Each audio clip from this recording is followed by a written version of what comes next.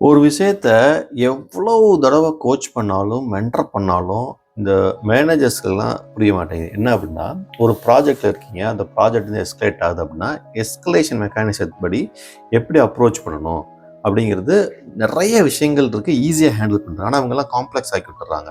நான் சொல்றேன் பாருங்களேன். ஒரு ப்ராப்ளம் வருது. Any type of problem, any type of escalation வருது அப்படின்னா, கஸ்டமர்ட்ட இருந்து ஃபர்ஸ்ட்டு நம்ம என்ன செய்யணும்? மேனேஜரா இருக்கவங்க அவங்கள பார்த்து கோவப்படக்கூடாது.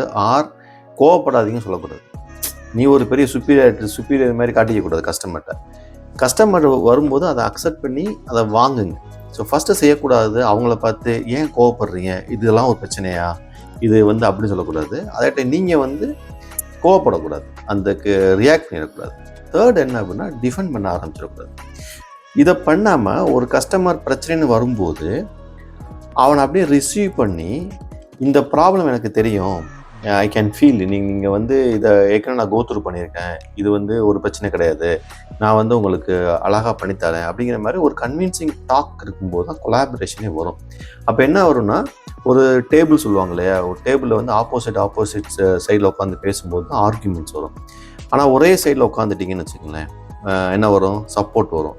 அப்போது ஒரு கஸ்டமர் ஒரு ப்ராப்ளத்துக்கு வரும்போது நம்ம அதை எதிரி மாதிரி பார்க்காம அதை கொலாபரேட் பண்ணி ஒரே side, so win the peoples சைடும்பாங்க, அவரை வின் பண்ணி ஒன்று நீங்கள் அவர் சைடு போகணும், இல்லைனா அவரை உங்கள் சைடு கொண்டு வந்துட்டீங்க அப்படின்னா அந்த பிரச்சனையை அப்ரோச் பண்ணி சொல்யூஷன் கொடுத்து சால்வ் பண்ணலாம். இங்கே என்ன ஆகும் அப்படின்னா, ரெண்டு பேருமே கோவப்பட்டு டிஃபெண்ட் பண்ணி ப்ராப்ளம் சால்வே ஆகுது. பெரிய எஸ்கலேஷனை யாராவது போட்டு தள்ளி வேலையை விட்டு அனுப்பிடுவாங்க. ஸோ தயவுசெய்து மேனேஜர்கள் வந்துட்டு இஷ்யூ அப்படின்னாலே அதை ஃபஸ்ட்டு சைக்காலஜிக்கலாக அட்ரஸ் பண்ணி அவனை பக்கத்தில் வச்சுக்கோங்க. கஸ்டமரை நெக்ஸ்ட் டு யுவர் சேரில் உட்கார வச்சு, சார் நீங்களும் நானும் சேர்ந்து இதை சால்வ் பண்ணலாம், யூ அண்ட் மீ அப்படிங்கிற மாதிரி அப்ரோச் பண்ணுங்கள். You versus me or me versus you அப்படிங்கிற மாதிரி இந்தியா பாகிஸ்தான் கிரிக்கெட் மாதிரி ஆக்கிடக்கூடாது. ஸோ பேசிக்காக என்ன சொல்கிறேன்னா, ஒரு ப்ராப்ளத்தை வந்து அக்செப்ட் பண்ணிவிட்டு அதுக்கு சொல்யூஷன் உங்கள்கிட்ட இருந்துச்சுன்னா, அதை ஏதோ நீங்கள் வந்து கண்டுபிடிச்சி சொல்லி சால்வ் பண்ணுறது இல்லாமல் நீங்களும் அவரும் சேர்ந்து சால்வ் பண்ண மாதிரி ஒரு ப்ரொஜெக்ஷன் பண்ணும்போது it will be nicely solve the problem and எல்லாமே ஸ்மூத் ஆகிரும். அவங்க அப்ரிஷியேட் பண்ணுவாங்க. நெக்ஸ்ட் டைம் வரும்போது எஸ்கலேஷனாக வராது, இட்ஸ் அ ரெக்வஸ்ட்டாக வரும், ஹெல்ப்பாக வரும், சப்போர்ட்டாக வரும்.